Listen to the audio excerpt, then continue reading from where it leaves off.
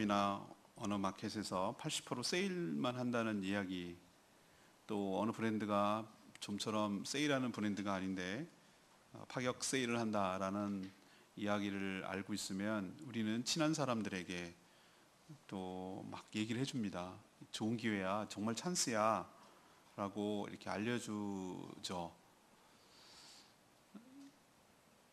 근데 말입니다, 만약에 어느 특별한 정말 불치병에 걸렸는데 그 특효약을 알고 있어요. 근데 그것을 자기만 알고 있고 그 해독제를 알려주지 않는다면 그것이야말로 어떻게 되겠습니까? 전 전도는 그런 마음이 있어야 된다고 생각을 하는 것이죠.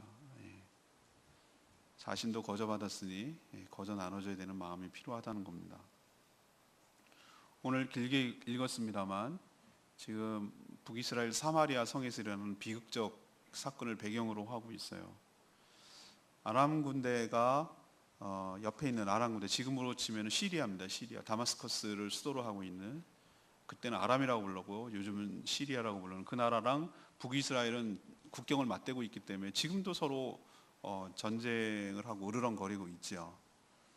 저도 이스라엘 갔을 때 그 시리아 국경을 가봤어요. 골란고원이라고 부르는, 바산이라고 부르는 거기를 갔는데 7일 전쟁인가요? 그때 이스라엘이 그거 점령해서 지금도 세계 유엔에서 보면 그건 불법 점령이죠. 근데 용인이 되고 있어요. 거기서 레이더 기지를 설치해 놓고 시리아를 향해서 감시를 하고 있더라고요. 그 나라가 사마리아, 북이스라엘 수도인 사마리아에 침공을 해서 포위 작전을 했어요. 그래서 고립이 돼가지고 항복하게 만들려는 그런 작전인데, 이 포위를 하게 되면은 물자가 들어가고 나가는 것을 철저하게 차단하기 때문에 지금 북한한테 하려는 전략이 그거잖아요. 모든 것들을 끊어내서 스스로 포기하고 나오게 만들려는 그런 작전이거든요. 그 작전이 서서히 효과를 발휘하고 있었어요. 그 성내가 고립되니까 먹을 것이, 식량이 부족해지니까 살인적인 인플레이션에 처해지는 것이죠. 사람이 돈이 있으면 뭐합니까? 금덩이를 밥처럼 먹을 수는 없는 것이잖아요. 그러니까 먹을 것만 있다면 돈이 엄청난 거예요. 그래서 그때 당시 물가가 어느 정도였는가? 나귀. 그러니까 나귀는 원래 부정한 동물이라서 짐이나 싣고 왔다 갔다 하는 걸로 용도로 쓰지 먹지는 않는 거거든요. 근데 그 나귀 통 한 마리도 아니고 나귀 머리 하나가 80세겔, 우리로 치면 지금 시세로 하면 2,200만 원, 2,400만 원 정도 가는 거예요. 이게 말도 안 되는 얘기죠. 그리고 뭐 비둘기 똥이라고 표현했는데 비둘기 똥을 어떻게 먹겠어요? 근데 비둘기 똥처럼 생긴 그 여물이라 주는 아주 별 볼 일 없는 콩, 그것도 4분의 1홉, 그것이 140만 원, 우리로 지금 시세로 치면 이렇게 거래되는 거예요. 그러니까 이게 정상이 아니죠. 근데 그거보다 더 정상이 아닌 게 뭔지 아십니까? 사람이 먹게 없다 하니까 자식까지 잡아먹는 거예요. 성경에 기록되어 있어요. 우리 방금 묵상했습니다. 서로 이렇게 얘기하는 거예요. 오늘은 너네 집 애 잡아먹으면 다음은 내일은 우리 애 잡아먹고, 이런 식으로 얘기를 하는 거예요. 우리 실제로 그런 일이 벌어졌어요. 근데 이게 사람이 화장실 들어갈 때랑 나오랑 다른다고, 오늘은 분명히 먹었는데 내일 너네 내놔라 그러니까 안 내놓고 어디 도망가 버린 거예요. 그래서 왕한테 와가지고 얘가 저럽니다라고 호소하고 있는 이 지경이에요. 이 지경. 그럼 이렇게쯤 됐으면은 하나님께 회개하고 정말 절박한 마음을 하나 부리셔야 되는데, 이스라엘 왕이 뭐라고 그러냐면은 이 모든 게 하나님이 온 거다. 그 원인은 알겠어요. 그 모든 것이 왔다 하는데 그 화풀이를 엘리사 선지자에게 하는 거예요. 엘리사 선지자 잡아서 죽이지 않으면 내가 성을 간다. 우리로 치면 이런 식으로 화풀이를 주의 종에게 하고 있는 그런 지금 상황이에요. 사람이 짐승 이하로 전락하는 그런 지경에 있는 것이죠. 이런 배경을 가지고 지금 일어나는 일들인데, 이 사람들, 이 사마리아 사람들, 이 지옥같이 살아가는 이 사람들을 누가 좋은 소식을 얘기를 해주고 누가 이들을 구했는지, 오늘 이 과정을 통해서 우리가 어떤 마음으로 전도를 해야 되고, 전도가 뭐고, 또 누가 전도할 수 있고, 전도는 어떤 마음으로 해야 되고, 이런 것을 좀 배웠으면 좋겠다.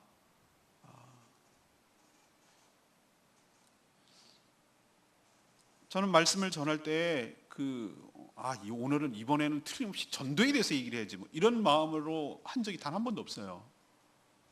그 주간에 우리가 묵상한 한 주간에 큐티 묵상한 거 가지고 물론 주제를 정합니다만 이 주간 중에서 우리에게 좀 도전이 되고 그런 것을 선정합니다만 뭐 전도로 시리즈로 합시다. 우리가 지금 전도가 필요할 때니 전도의 강점 이렇게 한 적 없어요. 그러나 하나님께서 이 타이밍에 지금 이 순간에도 이 본문을 묵상하고 이 본문을 말씀하라고 할 땐 그것조차도 하나님의 섭리와 뜻이 있다고 믿기 때문에 오늘 이 본문을 취하고 여러분에게 함께 나누려고 합니다. 우리 교회가 우리 자신이 전도에 대한 다시 한번 각성을 일으키고 왜 해야 되는지에 대해서 다시 한번 생각하고 실제로 전도하는 저와 여러분 되기를 소망합니다. 자, 그럼 먼저 전도는 누가 할 수 있는가? 먼저 은혜를 체험하고 구원을 체험한 사람이 그래서 그것을 누린 자만이 할 수가 있다는 거예요. 그러지 않으면 전도를 안 한다는 거예요. 아니 못하는 거죠. 이 사마리아 성읍에 누가 있었냐면은 주민들은 안에 살고 성문 어귀인가 바깥에요. 바깥에 4명의 나병 환자가 살고 있었어요. 왜 바깥에 살고 있을까? 여러분 코바디스나 배너라는 영화 보면 알겠지만 율법적으로 그 나병 환자는 전염성이 있기 때문에 부정하기 때문에 같이 살 수가 없어요. 떨어져서 독립해서 자기들끼리 이렇게 살아야 돼요. 움막 짓고 먹을 것도 생산성이 떨어지니까 노동성이 떨어지니까 어떻게 합니까? 그 어디다가 일정 부분이 안에 성 안에 사는 가족들이 어디다가 이렇게 갖다가 물건 먹을 거 던져주면 그 나병 환자들이 그거 가서 먹고 뭐 이런 식으로 살았단 말이에요. 근데 성 내에서도 지금 죽을 판이니 먹을 것이 어떻게 되죠? 중단된 거예요. 꼼짝없이 죽게 생겼어요.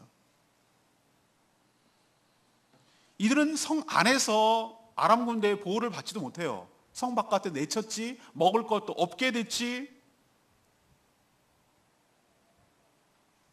위로해주는 사람도 없지 소외되고 버려진 인생이었어요. 전 근데 이 4명의 나병 환자가 주는 메타포 은유가 굉장히 중요하다고 생각해요. 왜 하나님께서 이런 사람들을 쓰시는가? 이 4명의 나병 환자가 곧 우리를 상징한다는 뜻이에요. 이들은 희망이 없어요. 스스로 살아갈 존재도 아니에요. 난 나병 아닌데요 라고 말하지 마시고 이거 은유라고 내가 말씀드렸어요.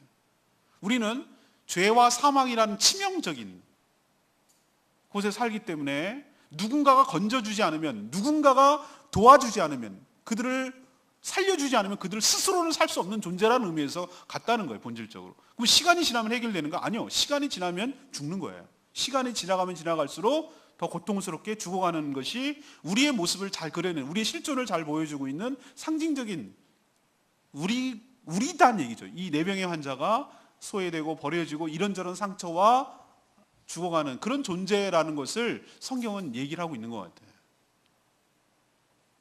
근데 이들이 잘한 것이 하나 있어요. 이것이 자각인데 특별한 깨달음인데 여기서부터 복음이 시작되는 것이죠. 자기의 실존을 정확하게 볼 줄 알았다는 거예요. 많은 사람들이 자기가 그런 존재라는 것을 그게 실제인데 그게 리얼리티인데 많은 세상의 사람들은 자신의 존재가 어떤 처지에 있는지를 부정하고 살아요. 천년 만년 살 것처럼 생각을 하고 자기는 죽지 않을 거라고 생각하고 이렇게 살아가는 사람들이 세상에 지천에 깔려 있어요. 자기가 죽는지도 모르는 거예요. 자기 나병에 걸렸다는 걸 모르는 거예요. 죄와 사망의 법칙에 따라 하나님의 심판을 받아 지옥 형벌에 처해진다는 사실을 몰라요. 그리고 그냥 살아가요. 근데 그 중에 그렇게 살아가는 중에 4명이 깨달음이 있었어요. 무슨 깨달음? 오늘 3절에 이렇게 얘기하는 거예요. 우리가 서로 얘기하는 거예요. 우리가 어찌하여 여기 앉아서 죽기를 기다리랴. 전 이것이 놀라운 깨달음의 출발점이라고 생각하는 거예요. 구원의 출발점이라는 거예요. 이런 것을 자각하고 깨달았다는 것, 자기 자신이 어떤 처지인지를 알았다는 것, 자기를 지금 분명히 알게 됐다는 이게 굉장히 놀라운 깨달음이에요. 이것도 모르고 살아간 사람이 너무 많기 때문에 우리가 어떻게 여기 앉아서 죽기만을 기다리겠느냐. 이건 아니다. 이렇게 해서는 안 되겠다. 여기서 우린 죽을 수는 없다. 그리고 이렇게 얘기하는 거예요. 야, 우리가 성 안으로 들어간들 살 거냐? 쟤네들도 먹을 게 없어가지고 서로 잡아먹는 판인데 우리를 받아주기는 하겠으며 받아준들 저기 가면 먹을 거나 있겠느냐라고 생각을 한 거예요. 그러면 여기 있으면 살겠냐? 여기 앉아 있어도 먹을 건 없긴 마찬가지다. 쟤네들도 먹을 게 있는데 갖다 주겠니? 라고 생각하고 이래도 죽고 저래도 죽고 그렇다는 거예요. 그렇다면 우리를 포위하고 있는 아람에게 가자. 항복하자. 가서 죽이면 죽고 어차피 여기서 죽으나 저 성 안에 들어와서 죽으나 저기서 죽으나 마찬가지 아니냐. 우린 죽는 거 아니냐. 그러나 혹시 아냐? 우리를 불쌍히 여기서 그지같이 볼지라도 그냥 먹을 거라도 던져주면 우리가 또 살 길이 있을지 어떻게 하냐. 여기서 있으면 안 되겠다라고 생각하는 거예요. 이게 굉장히 놀라운 깨달음이라고, 결단이라고 제가 말씀드렸어요. 살 길을 찾아서, 복음을 찾아서, 내가 생명이 어디 있는지를 찾아서 결단하고 움직이고 행동하는 사람에게 하나님께서 은혜를 부어주실 줄로 믿습니다. 자기가 살던 대로 살지, 이대로 살다 죽지 라고 생각하고 아무런 제스처, 행동을 취하지 않고 그 자리에서 죽기만을 가만히 기다리고 있는 사람에게는 아무런 역사가 안 일어나는 것입니다. 변화가 일어나려면 내 마음과 내 생각 그리고 내 행동에 변화가 있어야 되는 것이. 생명을 찾고 살 길을 찾아서 움직여 나갈 때, 결단을 할 때, 한 발자국 나갈 때, 죽기를 각오하고 나갈 때 하나님께서 놀라운 은혜를 베풀어 주실 줄로 믿습니다. 그런 자만이 복음을 듣게 되고 복음을 알게 되는 것이에요. 행동을 옮기지 않고 그 너머의 세계가 무엇이 있는지를 관심조차 없는 사람에게는 그 복음의 혜택이 주어지지 않는다는 거예요. 근데 놀랍게도 하나님께서 그 하룻밤에 지금 하루 사이에 일어난 일들을 지금 디테일하게 그려내고 있는데, 오늘 말씀이 하나님께서 그 낮에 어떤 일을 했냐면은 아람 군대가 포위하고 있는 아람 군대에게 환청이 들리게 했어요. 이 환청이 들리게 했다는 얘기는 이 전적으로 하나님께서 하셨다는 뜻이거든요. 이 아람 군대가 환청을 들은 게 어떤 거냐면 대규모 군대가 자기를 치러 오는 것 같은 말발굽 소리, 전차 소리 뭐 이런 걸 들은 거죠. 우리로 치면 무슨 포 소리, 뭐 항공기 소리, 뭐 이런 소리를 들은 거예요. 군대가 자기를 에워싸고 진격해. 그런데 이 사람들이 착각하기 이렇게 생각한 거예요. 아, 이스라엘이 죽게 생겼으니까 주변 나라에 도움을 청했나 보다. 애굽 나라의 그 용병을 구하고 그 다음에 해쪽 속에 여러 가지 가나안 해쪽 속에 왕들에게 도움을 청해가지고 지금 용병을 구해가지고 우리를 데치러 오는가 보다. 큰일 났다 이거. 대규모 군대를 우리가 들어왔으니 아이고 거름한 아살랴라고 그러고 얼마나 다급했는지 기습이라고 생각을 하고 모든 물자를 다 놔두고 거름한 아살랴로 몸만 도망간 거예요. 몸만. 이게 전적으로 하나님이 행하신 일입니다. 근데 이 사실을 누가 합니까? 아무도 몰라. 누구만 알아요? 항복하겠다고 살 길을 찾아 떠난 4명의 나병 환자만 그 사실을 발견하는 거예요. 무주공산이 된 이 진영에 들어가서 아무도 없는 것을 알고 마음껏 먹고 누리기 시작했어요. 그것을 또 보물을 일단 허겁지겁 먹었겠죠. 너무 굶주렸으니까. 먹고도 먹어도 다 먹을 수는 없잖아요. 사람이 먹는 게 우리 뭐 부자가 5끼 먹습니까? 우리는 어차피 평등해요. 다 3끼 먹고 살거든요. 이래 먹으나 저래 먹으나 5끼 먹고 사는 사람은 없어요. 똑같이 먹고 살아요. 자기가 먹을 수 있는 게 한계가 있잖아요. 훔칠 수 있는 게 한계가 있잖아요. 가져갈 수 있는 게 한계가 있잖아요. 다 했어요. 할 만큼 다 했어요.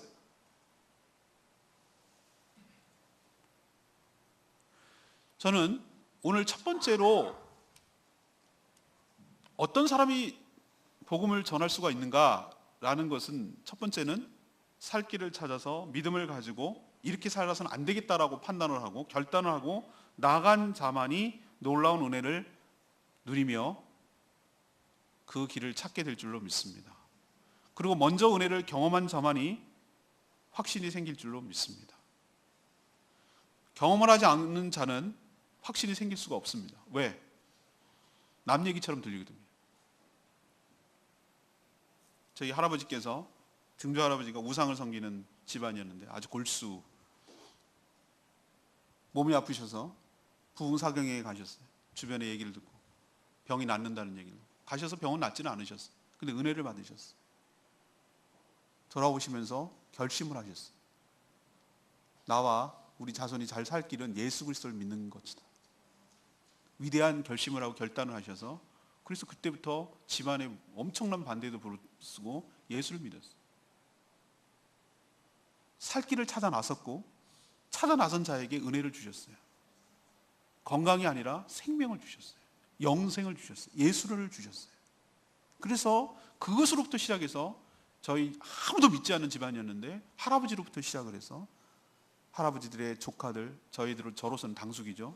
오촌 아저씨들, 지금은 거의 70-80%가 예수 그리스도를 믿는 가정이 됐어요. 누군가가 하나 행동으로 찾아서 나서야 되고 그 은혜를 경험하고 나고 그 은혜를 체험하고 나니 이게 진짜구나, 이게 사실이구나, 이게 진짜였구나라는 것을 경험하고 나니 다른 사람들에게 복음을 권하고 전할 수 있는 비로소 마음이 생기더라 이 말이죠. 제가 여러분에게 도전드리고 싶은 것은 이거예요. 우리가 왜 복음을 안 전합니까? 우리가 왜 다른 사람에게 전하지 않습니까? 이유는 여러 가지 이유가 있지만 오늘 말씀의 근거로 했을 때 자기가 복음의 진수를 맛보지 못했기 때문에 그런 것이에요. 고기도 먹어본 사람이 먹는다고 자기가 이 맛이 진짜 좋아 라고 생각하면 다른 사람에게 권하게 돼 있어요. 이 물건 써보니 너무너무 좋아 라고 생각하면 자기가 써보게 돼 있어요. 입소문이 진짜 무서워요. 진짜 중요한 마케팅은 뭐 여러 가지 SNS를 통해서 여러 가지 선전해서 그게 아니라 제일 확실한 것은요, 입소문이에요. 입소문. 먹어보니 좋아. 이 사람 믿을 만한 사람 얘기를 해주거든. 그래서 점점점 퍼져나가면 그거는 굉장히 신뢰성이 굉장히 강하단 말이에요. 우리가 복음을 전하지 못하는 이유는 내가 확신이 없어서 그래요. 내가 그것을 못 누렸기 때문에 그래요. 저 너머의 세계가 저거가 있다는 사실을 또 모르고 가보니 그것이 얼마나 정말 기가 막히고 이거는 정말로 거저 얻을 수 있는 것이고 마음껏 누릴 수 있는 것이라는 것을 내가 먼저 체험하지 못했기 때문에, 그러니 내가 확신이 없으니까 못 전하는 거예요. 진짜 좋은 세일즈는 뭔지 아십니까? 그 제품에 그 파는 사람이 확신이 있어야 돼요. 홈쇼핑하는 거 보세요. 그 사람들 보면은 나 어떨 때 깜빡깜빡 쏘는다니까요. 여러분 잠깐 들여다보세요. 저 사람은 정말 저거에 대한 너무나 확신에 차 있어. 이거 쓰면 확실하다는 거야. 그렇게 안 하면 어떻게 팔겠어요? 물건을 파는 사람도 그 물건에 대해서 확신이 있어야 분명하다, 이건 틀림없다라는 확신이 있어야 물건을 팔 수 있듯이 우리가 남에게 전도할 수 있으려면 첫 번째 뭘 해야 되냐면 그 복음의 진가에 대해서 확신을 가져야 되고 그 복음을 갖다가 체험하고 그 복음의 혜택을 누리고 내가 마음껏 그것을 누리게 될 때, 체험하게 될 때에 비로소 남에게 복음을 전할 수 있게 될 줄로 믿습니다. 근데 그게 안 되니까, 그게 없으니까 내가 마음껏 먹은 것을 채워지지 못하고 내가 마음껏을 그것을 챙기지 못한 그런 경험이 없으니까 남에게 자신이 없는 거예요. 전할 이유가 없고요. 자기도 확신이 없는데 어떻게 전하겠어요? 그래서 여러분들에게 먼저 복음을 전하라는 것은 부담으로 다가와요. 저 그렇게 여러분에게 요구하지 않습니다. 여러분에게 권하지 않습니다. 여러분 어설프게 복음 전하지 마세요. 여러분도 확신이 없는데 뭘 전하겠어요? 하지 마세요. 오히려 더 웃겨져요. 우리 교회에 사람 끌어들어와서 그러니까 안 믿는 사람들이 내가 확신이 없이 복음을 전해야 되는 압박감 속에서 그냥 의무적으로 복음을 전하니까 세상 사람들이 바라보기에 뭐라고 생각합니까? 이 사람들 세일즈하네, 마케팅하네, 교회 회원 끌어 모아가지고 지네 뿔리려고 하는 거네, 이렇게 여기지 않겠어요? 여러분 그렇게 하지 마세요. 그렇게 하는 거 아무 소용없고요, 부작용만 나요. 제가 여러분에게 권하는 것은 뭡니까? 여러분이 먼저 복음을 체험하십시오. 그리고 여러분이 먼저 복음에 대해서 그 진가를 경험하십시오라고 먼저 권해드리는 거예요. 그 4명의 나병 환자가 진영에 들어가서 마음껏 취하고 마음껏 누린 것처럼 여러분이 복음 안에서 하나님의 은혜를 누리게 될 때, 먼저 체험하게 될 때, 그것을 경험하게 될 때 여러분이 전하지 않으려고 해도 전할 마음이 생기게 돼 있어요. 그러면 뭐가 혜택이 있다는 겁니까? 나는 아직 혜택을 모르겠는데. 여러분 기도와 기도 응답을 통해서 몇 가지 사례를 알려드릴 텐데, 기도와 기도 응답을 통해서 경험하셨으면 좋겠어요. 어린아이들에게 울면 엄마들이 찾아와서 다 챙겨주고 그러듯이 여러분이 믿음이 연약하고 어릴수록 나는 안 들어주는 것이 아니라 오히려 하나님께서 더 들어주시고 더 관심을 갖고 더 챙겨주시고 하나님께서 더 여러분의 삶을 책임져 주신다는 것을 확신을 갖게 하려고 여러분을 더 보살펴 주시고 은혜를 주실 줄로 믿습니다. 울어야 젖주죠. 하나님께 간구하고 기도해야 어떤 형태로든지 여러분에게 은혜가 체험될 줄로 믿습니다. 그걸 안 하면서 하나님 없다고, 하나님 나는 바꿔가다고, 하나님 있는지 모르겠다고 말하는 것은 말이 안 되는 것이. 그리고 교회 공동체를 통한 하나님 은혜를 경험하게 되기를 원합니다. 우리가 혼자 살아가는 것이 아니라 더불어서 함께 서로 의지하면서 서로 격려하면서 서로 기도해 주면서 이렇게 함께 연대해서 신앙생활 하도록 교회를 주시고 거기에 속하도록 해 주셨어요. 그래서 목장도 하는 것이. 그 혜택을 누리지 못하고 늘 외톨이로 지내는 것, 이거는 하나님이 은혜를 주시겠다고 해도 준비를 해놨는데도 환청을 통해서 그 아랑군대가 다 나가고 그 모든 물자가 남아있는데도 불구하고 있는데도 불구하고 그것을 누리지 못하는 거랑 똑같은 거란 말이에요. 교회를 다니고 신앙생활을 하면 뭐합니까? 내가 그것을 아무런 혜택을 누리지 못한다면 그건 아무 소용없는 것이에요. 이 건물에 전기가 들어오면 뭐합니까? 내가 그것을 꼭꼭 온을 눌러야죠. 플레이를 눌러야죠. 그래야 그 혜택이 오는 것이죠. 하나님이 살아계시고 하나님께서 은혜를 주신다는 것을 아는 게 뭐가 중요합니까? 그것을 나에게 구체적으로 혜택이 오고 그것을 실제로 누리게 될 때 그 복음이 이거구나, 그래서 복음이라 그러는 거구나, 이게 하나님의 은총이구나, 하나님의 축복이구나 라는 것을 내가 실감해야, 내가 경험해야 남에게 비로소 복음을 전할 마음이 생기게 될 줄로 믿습니다. 이게 첫 단계라는 거예요. 이게 안 되면 복음 전하지 마시고요. 전도하지 마세요. 그런 분 하지 마시고, 무엇부터 해야 되냐면 내가 복음이 복음이어야 되는 이유, 복음이 진짜 왜 복음이라고 말하는지에 대해서 먼저 체험하고 누리고 확신에 갖는 것부터 시작하는 저와 여러분 되기를 소망합니다. 두 번째 얘기, 전도는 복음을 전해서 살려는 자가 할 수 있는 거라는 거예요. 나병 환자가 가서 먹고 마시고 가져가서 막 시큰 감췄어요. 근데 한계가 있죠. 충분히 감추고도 또 널려 있는 거예요. 너무나 그래도 이 감당이 안 될 정도로 진영에 남아있는 전리품이 막 가득한 거예요. 자기가 가져갈 수 있는 것은 한계가 있어요. 그래서 이들이 생각해낸 게 뭔지 아십니까? 이래서는 안 되겠다라고 한 거예요. 이래서는 안 되겠다. 이 8절에 나오는 말씀이거든요. 나병 환자다가 가보니까 막 다 감췄어요. 그러니까 9절에 뭐라고 하냐면 친구들끼리 서로 얘기하는 거예요. 우리가 이렇게 해서는 아니 되겠도다. 그리고 오늘은 아름다운 소식이 있는 날이거늘 우리가 침묵하고 있도다. 만일 밝은 아침까지 기다리면 벌이 우리에게 미칠지니 이제 떠나 왕궁에 가서 알리자. 이것이 전도자의 마음이라고 저는 생각하는 거예요. 이래서는 아니 되겠도다. 이렇게 하는 것은 옳지 못하다 그 뜻이에요. 우리가 복음을 전하기 위해서는 무엇을 극복해야 되면 파이 멘탈리티를 극복해야 돼요. 흥분의 집은 애들이 원래 못 사는 집은 애들은 많이 나. 감당도 안 되면서. 놀부네는 내가 보기에는 애들이 없는 가족 계획을 했던 것 같아요. 걔네들은. 근데 흥분의 집 가면은 아버지가 매 맞아 갖고 와가지고 참 비참해. 그래갖고 얘들아 파전 하나 사왔어. 이렇게 했는데 애들이 엄청 많아. 파이를 자르는데 놀부의 집은 2번만 자르면 칼을 대면 돼. 하나 이러면 먹으면 되는데 얘네는 너무나 칼을 여러 번 대야 돼. 1번, 2번, 3번, 4번. 그래도 안 돼. 또 자르고. 그러니까 요만큼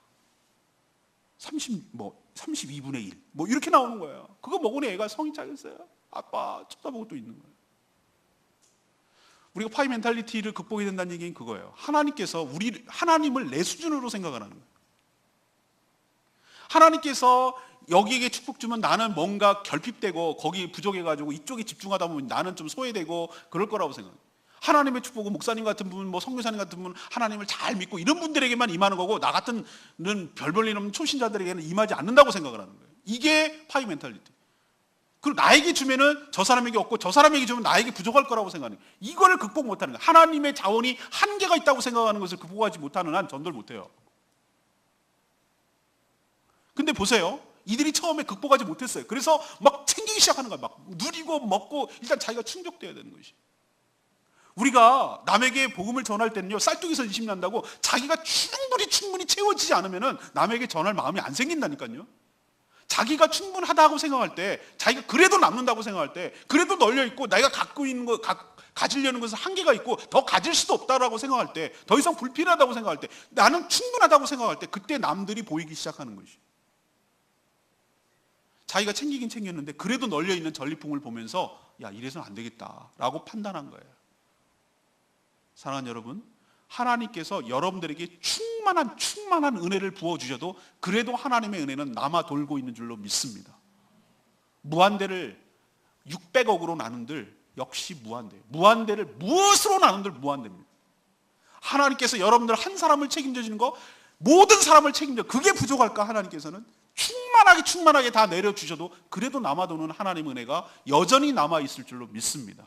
이런 생각을 해야 돼요. 내가 저놈들이 다 알고 있으면 내가 부족하지, 이런 생각을 가지고 있고 이 부를 나만 독점해지 라고 생각하고 있는 순간 복음을 못 전해요. 근데 이렇게 하면 안 되겠다는 얘기는 내도 충분했는데 나도 거저받았는데 이걸 안 전하면 쟤네들은 뭐냐 이거. 이 소식을 몰라가지고 굶어 죽어가고 있는 성읍 주민들을 갖다가 놔두는 것은 이건 옳지 않다라고 판단한 거예요. 오늘은 정말 아름다운 소식이 있는데 전 여기서 굉장히 귀한 형용사를 보는 거예요. 나는 이것을 왜 아름다운 소식이라고 그럴까? 아름답다라는 것은 미적 감각을 얘기할 때, 미를 얘기할 때 아름다움이, 추하니 이런 얘기를 하잖아요. 이건 아름다움이라는 표현을 쓰기보다는 뭐죠? 정말 좋은 소식, 살리는 소식, 생명의 소식이라고 얘기했는데 저는 아름답다라는 표현을 쓴 것으로 봐서 생명을 살리고 정말 생명을 구하는 일은 옳고 그름을 넘어서서 아름다운 일이구나 라는 생각을 하게 된 거예요. 이렇게 표현하고 있구나. 우리들이 침묵하고 있는 것은 옳지 않다 라고 이 네 명이 다 동의를 한 거예요. 그리고 지체해서도 안 되겠다라고 판단한 거예요. 왜? 오늘 밤에 또 몇 명이 죽어갈지 모르니까. 오늘 밤에 누구 자녀를 삶아먹을지 모르니까. 오늘 밤에도 지체해서는 안 되겠다라고 판단하고 즉각 행동으로 옮긴 거예요. 왜? 우리가 죽어가는 사람이 내일 기다린다는 보장이 없기 때문에. 저 사람이 오늘 내일 살고 내가 그래 다음에 하면 되지 뭐 다음에 하면 되지. 오늘 죽었어. 그럴 수 있다는 생각 때문에 지금 이 순간에도 내가 전하지 않으면 오늘 밤에도 죽어가는 사람이 있다고 판단했기 때문에 그는 지체하지 아니하고 밤에 그 험한 길을 다시 되돌아간 거예요. 그리고 뭐라고까지 생각을 했냐면 우리가 침묵하면 이거는 하나님께서 벌을 내리신다는 까지 했어요. 이 얘기는 뭐냐면은 여기서 전도에 관한 여러 가지 기준들이 다 나오는 거예요. 그렇구나. 우리가 전하지 않으면 저 사람은 전할 방법이 없다. 우리가 이 얘기를 해주지 않으면 누가 그 얘기를 해줄 거냔 말이에요. 아무도 할 방법이 없다는 거예요. 하나님께서는 초자인 방법으로 전도를 하고 복음을 전해주는 것이 아니라 희한하게도 놀랍게도 먼저 경험한 사람을 통해서 말을 전달을 통해서 하는 방법이 더 놀라운 효율적인 방법이 있으면 하나님 그렇게 했을 거예요. 근데 하나님 그렇게 안 하고 먼저 경험한 사람이 가서 복음을 전하는 방식을 지금까지도 고수하고 있다면 이 방법이 옳은 거예요. 기다리면 안 돼요. 내일 보장이 없어요. 이 사람들이 오늘 밤에 죽는 거예요. 그러면 오늘이라도 마음이 섰으면 가서 전해야 되는 것이 전도자의 마음일 줄로 믿습니다. 이걸 전하지 않으면 안 돼요. 전화도 되고 안 돼도 개념이 아니라 안 전하면 나에게 벌이 내릴 것이다. 하나님께서 책임을 충고할 것이다. 너희들 먼저 너희들끼리만 먹고 너희들끼리만 좋은 거라서 너희들끼리만 그 혜택을 누리고 살아가는 것은 이건 죄란 말이에요. 죄. 벌이 낸다는 거 너가 잘못했다는 뜻이에요. 복음을 전하지 않으면 너에게 화가 있을 것이다. 너에게 먼저 거절 누리게 했고 거절해줬고 거저줬는데 너희만 누리고 살아가는 것은 죄다 이거예요. 이것이 이 종합적인 것이 전도자의 마음이어야 되는 것이에요. 그래서 나병 환자는 그 밤에 즉각적으로 가서 성문의 문지기에게 가서 이 모든 사실을 알려줬어요. 여러분 여기까지 가기까지 여러분 얼마나 힘든지 여러분 아십니까? 이 사람들이 어떤 사람입니까? 나병 환자입니다. 그 성읍 주민들에게 있어서 소외당한 사람, 내쳐진 사람, 버려진 사람이에요. 여러분 같은데 마음에 쓴뿌리가 올라오기 시작하는 거예요. 내가 왜? 냅둬 저렇게 죽게. 맨날 우리 갖다가 멸시하고 천대하고 나를 괄시하고 병 걸렸다고 아주 무시하고 이랬던 자들 아니야. 내가 왜? 이렇게 얘기를 했다면, 그 상처를 극복하지 못했다면 그는 거기 가지 못했을 것이에요. 그러나 하나님의 놀라운 은혜는, 하나님의 놀라운 축복은 내가 가졌던, 지금까지 겪었던 모든 상처도 다 이겨내고 씻겨내고 은혜로 충만하게 될 줄로 믿습니다. 하나님의 축복은 너무나 크고 하나님의 사랑은 너무나 커서 단순히 먹고 사는 정도에 그치는 것이 아니라 충만한 그 놀라운 은혜가 자기가 가졌던 모든 과거의 아픔과 상처까지도 다 극복해내고 그것이 문제가 되지 않냐고, 그럼에도 불구하고 이것을 전하고 싶은 마음이 생기도록 하나님께서 역사하시고 은혜를 부어주는 줄로 믿습니다. 이것이 바로 전도자의 마음인 줄로 믿습니다. 여러분도 동일한 마음을 가지시고 주변에 죽어가는 사람들을 지체하지 마시고, 내가 안전하면 저 사람은 죽는다는 생각을 가지시고, 내가 만약에 안전하면 하나님께서 나에게 책임을 물을 것이라는 생각을 가지시고, 오늘 밤이라도 지체하지 말고 나를 통해서만 유일하게 저기는 그 소식이 전달될 수 있음을 알고, 이 행위가 옳고 그름을 넘어서서 아름다운 행위인 것을 기억하시고 이 아름다운 소식을 전하는 아름다운 사람이 되시기를 간절히 축복합니다. 마지막으로 전도는 오직 믿는 자들만이 그 혜택을 누린다는 거예요. 사마리아 성읍 주민들에게 이 나병 환자가 딱 알리니까 첫 반응이 뭔지 아십니까? 못 믿는 거예요. 우리가 복음을 전했을 때 첫 번째 겪는 장애물이 이거예요. 못 믿는 거예요. 불신하는 거예요. 뭐라고 오해하냐면은 청지기 왕의 얘기니까 왕이 뭐라 그럽니까? 이거는 매복 작전이다. 아람 군대들이 포위를 하고 있고 우리가 굶주려 있다는 걸 알고 이런 식으로 딱 미끼를 던져놓은 다음에 우리가 성에 빠져나와가지고 나오면 들에 매복하고 있다가 우리를 치고 성을 점령하려는 매복 작전이다라고 의심을 하는 거예요. 의심할 법도 하지. 이게 말이 되는 소리 해야지. 이 복음이라는 게 이런 게 말이 되는 소리 해야지요. 안 믿는 사람들이 이게 말이 되긴 소식이겠습니까? 믿으면 하나님의 자녀가 된다는 게 이게 이렇게 쉬운 거였어? 안 믿어요. 사람들이 예를 들면 이렇게 하면 더 믿어요. 여러분 교회에다가 1억 헌금하시면, 옛날에 지금 그 면죄부 팔듯이 성당을 지는데 1억 헌금하시면은 구원을 얻는답니다. 이러면 사람들이 더 현실적으로 생각해요. 왜? 그거는 굉장히 이해타산이 맞고 세상적인 방법이거든. 여러분 3명만 전도해 갖고 오시면은, 교회 데리고 오시면은 구원을 얻습니다. 이러면 사람들이 훨씬 더 잘 믿어요. 이 약 한 번만 잡숴봐. 이 100ml만 마시면은 깨끗이 날 거야. 이러면 훨씬 더 잘 믿어요. 자기 수준에서 구원을 생각하는데 이런 말 같지 않은 얘기를 하니 누가 믿겠어요? 안 믿어요. 세상 사람들 똑같이. 저것들 허접한 것들 저거 말이야, 저 나병 환자 아니야? 더 안 믿어요. 그래서 안 믿었어요 처음에는. 그런데 방법이 없잖아. 혹시라고 생각하고 내부에서 회의를 해가지고, 우리가 말도 별로 없지만 이제 뭘 다 잡아먹어가지고 없는데, 말 살아있는 말 겨우 있는 거 그거 가지고 정탐꾼을 내보냅시다. 그래갖고 정탐꾼을 갖다 밤에 몰래 내보내가지고 후방으로 가서 보니 길에 널려 있어. 얘네들이 하는 말이 맞아. 그 소식이 성에 전해지자 성이 완전히 발칵 뒤집혔어. 그 밤에, 요즘 불도 없는데 밤에 성문이 열렸어요. 보통 밤에는 문을 안 열거든. 열리고 백성들이 우르르 나간 거야. 그리고 막 정신없이 걔네들 표현으로 노략질인데, 하나님 표현으로 보면은 하늘의 은총을 쏟아 부어 주시는 것이, 충분한 물자가 그 성읍 내에, 사마리아 성읍 내에 공급되기 시작했어요. 이 사건이 있기 전에 아까 말씀드렸죠. 이스라엘 왕이 이 모든 책임이 누구에게 있다? 하나님께 있다. 본풀이로 엘리사 선지자를 잡아 죽이려고 군사를 보냈어요. 군사를 보냈다는 얘기를 듣고 그 엘리사가 뭐라고 찾아온 그 신하에게 뭐라고 얘기했냐면 이렇게 얘기했어요. 내일 이맘때, 그때 오후에, 전날 오후에 찾아왔죠. 내일 이맘때 물가가, 그러니까 곡물이 평상시 아무 일이 없을 때, 전쟁이 아니라 평상시 가격으로 되돌아올 겁니다 라고 말을 했어요. 근데 그 신하가 뭐라고 그랬냐면 이렇게 표현을 썼어요. 하나님께서, 이게 얼마나 큰 불신인지 여러분 보세요. 하나님께서 하늘의 창을 내시고, 이들은 축복을 그렇게 온다고 생각했어요. 하늘의 창을 열고 하늘에서 물건을 떨어뜨린들 이런 일이 있겠습니까? 택도 없는 얘기입니다 라고 불신을 했어요. 여러분, 하늘의 모든 축복은 하늘에서 옵니다. 제가 그걸 어떻게 알았냐면, 우리 집에 키우던 여러 가지 동물들이 다 하늘로 물건을 줬어요. 햄스터도 전부 다 위에서 물건을 떨어져서 하늘을 쳐다보게 했어요. 우리 집에 요즘 주신 그 구피가 이렇게 항아리 있는데, 걔네도 모든 좋은 것들은 하늘에서 이렇게 떨어집니다. 하늘에서. 얘네들 표현이 그랬어요. 만나처럼 내리는 것이라는 표현을 쓴 거예요. 만나처럼 그렇게 내린다 한들 이게 해결이 되겠습니까? 택도 없는 소리 하지 마십시오라고 불신을 했거든요. 근데 이 왕이 성문을 여는데 너무 통제가 안 되고 막 우르르 한꺼번에 나가니까 그 신하를 시켜갖고, 야, 문을 좀 질서를 잡게 해가지고 통제를 시켜라고 했더니, 이게 지금 통제가 될 상황입니까? 그러니까 이스라엘 그 사마리아 성읍 주민들이 우르르 나가면서, 왜 대형 공연할 때 사람이 쳐가지고 죽고, 뭐 테러 났을 때 테러 나서 폭탄 맞아 죽는 것보다 옆에서 밀려가지고 깔려 죽는 경우가 훨씬 많거든요. 이 사람들이 우르르 나가다가 이 신하가 막으려고 하니까 얘를 밟고 지나갔어.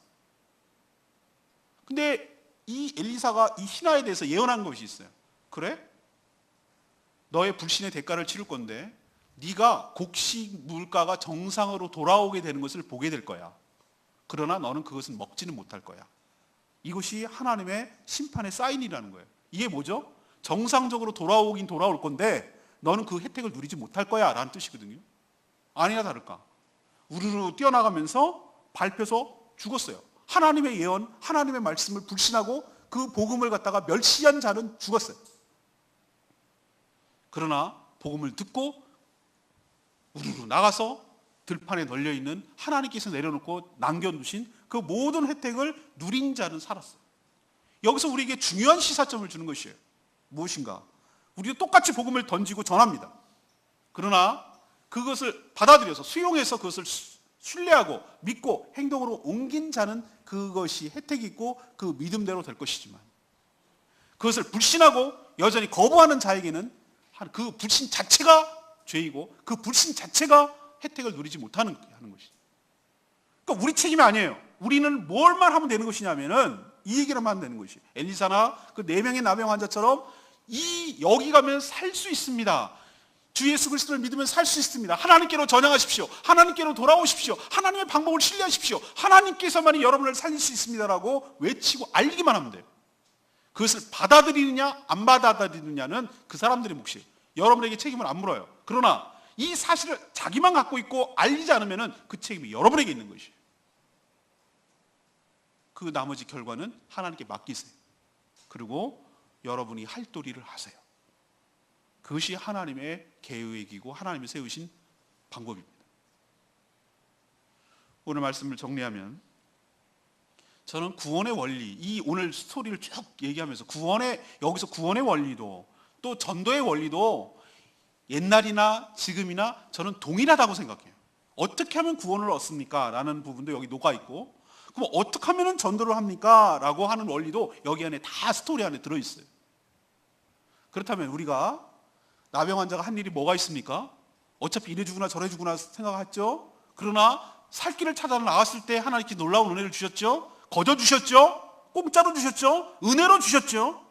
자기가 한 건 아무것도 없죠. 하나님께서 거저 주셨죠. 그렇다면 여러분께 아니고 여러분 받은 것도 하나님의 은혜이고 거저 공짜로 받았으니 이 놀라운 은혜를 여전히 굶주려 있고 죽어가고 있는 모든 사람들에게, 여러분이 할 건 없어요. 여러분이 그거 있다고 해서 칭찬해 줄 건 없어요. 왜? 너도 공짜로 받았잖아. 그랬으니 여러분이 거저 받은 은혜를 거저 알려주는, 전해주는, 여러분 주는 거 아니에요. 여러분이 주는 게 아니에요. 하나님이 주실 건데 여러분이 하는 일은 뭐냐면은 이렇게 하나님께서 거저 은혜를 주십니다라는 것을 알려주는, 전해주는 이 전도사에게 헌신하는 저와 여러분 되기를 소망합니다. 오늘 스텝 3가지 말씀드렸어요. 나병 환자라는 메타포, 이 은유, 이 처지, 이 실존, 이것이 나의 처지를 이야기하는 것이고 나를 정확하게 인식하게 하고 있는 상징이라고 생각하시고, 이렇게 살다가는 죽을 수밖에 없다는 것을 인식하시고 결단하고 일어서서 살 길을 찾아, 복음을 찾아, 하나님 은혜를 찾아 행동으로 옮기는 저와 여러분 되기를 소망합니다. 찬송가 중에 저 깊은 물에 있는데, 하나님 은혜의 세계가 있는데 늘 얕은 물가에서 발만 알짱거리는 사람이 있다는 찬송가 표현이 있어요. 저 깊은 바다로 나가라고 후렴에 그렇게 계속 촉구하고 있어요. 왜 너 거기서 머물러 있느냐는 거예요. 저도 목회를 해보고 수많은 사람들 보면은 그런 놀라운 얘기가 있어. 가서 넓혔어. 복음이 있어. 저 너머에 그런 세계가 있어. 가봐 하는데도 말이 돼? 그게 말이 돼? 이렇게 여기면서, 그렇다고 대안도 없어. 그 자리에서 죽어가고 있으면서 대안도 없으면서도 똥꼬집 뿌리고 거기 앉아가지고 죽어가는 불쌍한 사람들이 한두 명이 아니에요. 아니 이래 죽으나 저래 죽으나 한번 가보지 뭐, 이런 마음이라도 있다면 그 너머의 커튼 너머의 세계에 한 발짝만 나가면 놀라운 세계가 지금 하나님이 여러분이 한 것도 아닙니다. 하나님이 다 준비해 놓으셨어요. 환청이 들리게 하고 모든 은혜와 축복을 쏟아 놨는데도 불구하고, 거저 먹으라고 하는데도, 와서 먹으라고 하는데도 그거를 못 먹고 뻔히 보면서도 죽어가고 있는, 이게 우리의 모습 아니냐는 거예요. 누군가가 일어서서 그 은혜의 길을 향해서 찾아가고 생명을 향해 찾아가고 살 길을 향해서 찾아가는 누군가가 있어야 그 길을 발견하고, 그 길을 발견한 사람들 때문에 우리도 복음이 전해진 것이고, 우리도 그런 동일한 방법으로 구원을 얻었으니 여러분도 동일하게 전하는 것이 마땅하다는 뜻이에요. 그리고 다시 돌아가서 여러분 은혜를 충분히 누리시기를 바랍니다. 하나님의 은혜가 막연하게 성경책 속에 있고 책으로 배웠어요 라고 하는 은혜는 여러분의 은혜가 아닙니다. 하나님께서 여러분에게 구체적으로 어떻게 역사하시고 축복하시고 은혜를 베풀어 주시는지를 내가 먼저 체험하지 않으면 남에게 절대 복음을 전할 수가 없습니다. 확신이 없기 때문에 여러분부터 먼저 하나님의 놀라운 은혜를, 복음을 통해 주시는 하나님의 놀라운 은혜를 충분히 충족시킬 만큼, 더 이상 수용할 수 없을 만큼 충분히 그 은혜의 세계를 경험하게 되기를 축복합니다. 그 경험한 다음에 전도하십시오. 그 전에는 나서지 마십시오. 오해받습니다. 먼저 하나님께 구하기를, 저에게 전리품을 주십시오. 저에게 충분한 은혜를 주십시오. 감당할 못할 은혜를 주십시오. 그래서 이것을 독식하고 침묵하는 것이 죄라는 죄의식을 갖을 정도로 충분히 내려주시옵소서. 그래서 나와 함께 죽어가는 저들을 향해서 복음을 전할 수 있는 마음이 생겨나도록 은혜를 주시옵소서. 이렇게 기도하는 것이 옳을 것입니다. 알려줘도 결과는 상반될 것. 실망하지 마세요. 그게 하나님의 법칙이에요. 다 믿으면 얼마나 좋겠어요. 여전히 알려줘도 못 믿는 사람은 그 불신 때문에 죽어갈 것이고, 믿는 사람은 그 혜택을 볼 것이에요. 거기에 대해서 여러분 책임 묻지 않아요, 하나님께서. 그러나 안전한 것에 대해서는, 복음을 안전한 것에 대해서는 여러분에게 책임을 물을 거예요. 그런 여러분들이 할 것은 담대하게 확신을 가지고 전하는, 아름다운 소식을 전하는 아름다운 사람들 다 되시기를 축복합니다. 오늘 말씀 붙들고 기도하기 전에 찬양집 364장 들고 기도하겠습니다.